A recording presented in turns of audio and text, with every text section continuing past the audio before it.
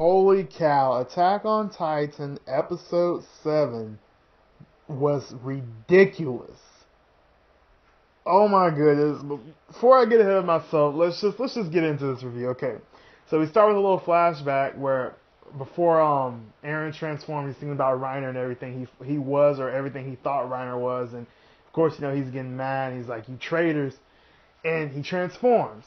And so before we get to Reiner versus Eren, we have the Colossal Titan versus the Survey Scouts. And the thing is, what I want to commend the studio on, I don't know the studio that does the animation, but this animation was absolutely glorious. Like, if you guys have seen the episode, you can see how perfect the animation and art was for the Titan. Like, nothing was half-assed. You didn't see anything wonky or anything like that. It all looked beautiful. Like the way the scouts were maneuvering and how we got those first-person point of view shots from time to time. It literally just put the icing on the cake. I was like, oh my goodness, like, this makes me want to play the game. And like, I was getting hyped, and it was crazy. But of course, we know that the Colossal Titan, or Bertolt, he is slow. So they realize that very quickly. They're like, okay, yeah, the reports were right. He's slow, and so they try to get in there. But Bertolt has a defense mechanism where he can blow out steam, and so he blows out very, very hot steam. And they realize, okay, we can't fight the Colossal Titan. But again, the Colossal Titan can't move or anything like that. So he was just kind of stuck there. So Bertolt kind of put himself out of commission. And then we zip back to Reiner versus Eren, which is very interesting because Reiner's just destroying him. He's far superior in terms of strength, and he has armor. And then Mikasa, oh my goodness, Mikasa trying to be the bad bitch that she is. She's just trying to help Eren out in any form or fashion, because just like when we saw Mikasa was feeling down because she's always wanted to protect Eren, she's always wanted to help Eren and be by his side, and she couldn't for that battle. At least at the very beginning, she couldn't do anything. We saw how she tried to slice Reiner up, and nothing was working. The armor was everywhere, and Eren was getting his ass tossed around by Reiner. But I really love how Eren just, like, that was so cool. Like the character development of Eren, how he didn't really know how to fight, but he learned, and we got that little clip of Annie, and then Annie versus Mikasa, and it was just cool how he didn't give up. He's like, wait, no, I can do this. I know I can. And Eren puts him in a series of holds, and he rips off his arm and puts him in a state of where Reiner is about to lose. Reiner is about to die. It's getting bad. And then we have Mikasa stepping in to help out by slicing the back of his elbow to make him even weaker when he's in that scene, when they're in the scene of where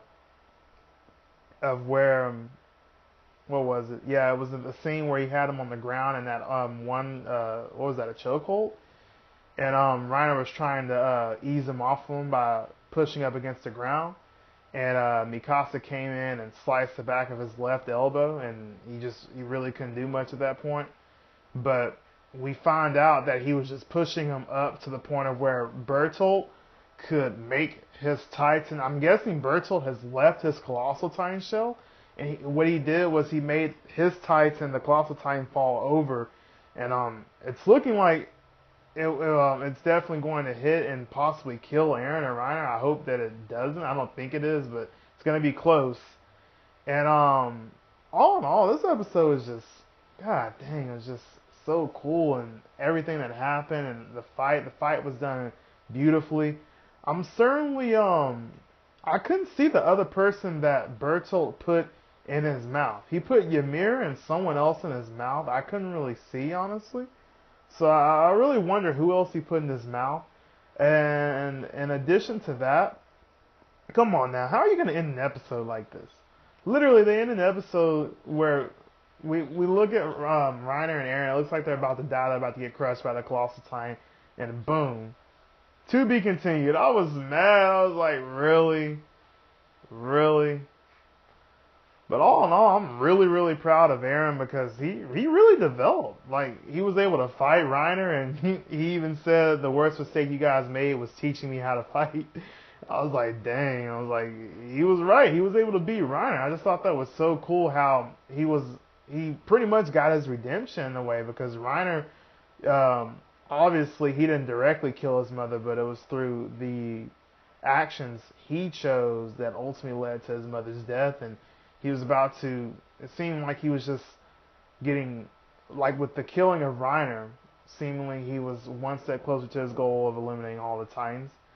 But unfortunately, that had to happen. So, I'm very interested in next week's episode. I wonder if it's going to kind of slow down a little bit. Like, is Reiner going to get away? What happened to Bertolt? Things like that. I'm really interested in how that's going to work out and the pace they're going to take. So, yeah.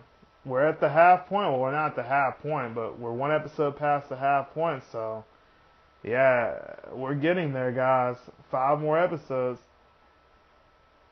So, yeah, it's crazy. I'm really excited to see how this all unfolds and just what's going to happen because so far Attack on Titan has definitely lived up to the hype.